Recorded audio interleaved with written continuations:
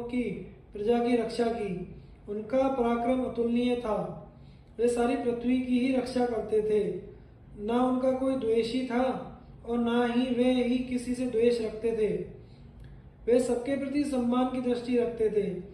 उनके राज्य में ब्राह्मण, क्षत्रिय, वैश्य, शूद्र सभी प्रसन्नता के साथ अपने अपने कर्म में लगे रहते थे। विधवा, अनाथ, लंगड़े, लूले और गरीबों के खान पान का भार उन्होंने अपने ऊपर ले रखा था। उनकी प्रजा हष्ट पुष्ट रहती थी। वे बड़े ही श्रीमान और सत्यवादी थे। उन्होंने कृपाचार्य से धनुर्वेद की शिक्षा प्राप्त की थी। भगवान कृष्ण आपके पिता के प्रति बड़ा प्रेम रखते थे। विशेष क्या, वे सभी के प्रेम पात्र थे। कुरुवंश के परीक्षीण होने पर उनका जन्म हुआ था। इसी से उनका नाम परीक्षित पड़ा। वे राजधर्म और अर्थशास्त्र में बड़े कुशल थे। वे बड़े बुद्धिमान, धर्मसेवी, जितेंद्रिय और नीति निपुण थे। उन्होंने 60 वर्ष तक प्रजा का पालन किया। इसके बाद सारी प्रजा को दुखी करके वे परलोक सिधार गए। अब यह राज्य आपको प्राप्त हुआ है। जन्मेजय ने कहा, मंत्रियों, आप लोगों ने मेरे प्रश्न का उत्तर तो दिया ही नहीं।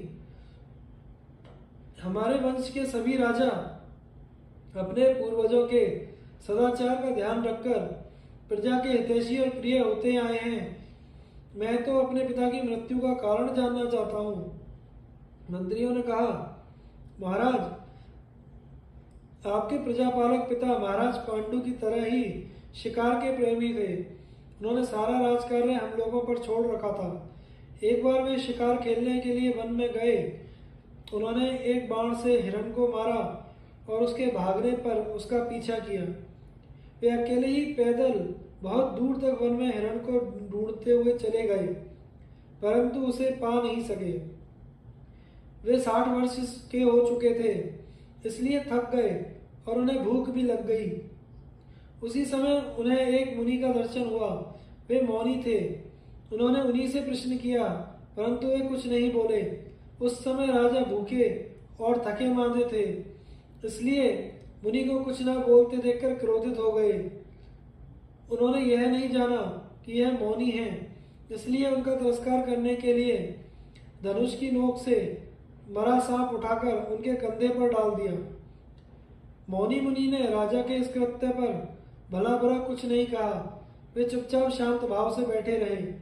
राजा ज्यों के त्यों वहां से उल्टे पांव राजधानी में लौट आए।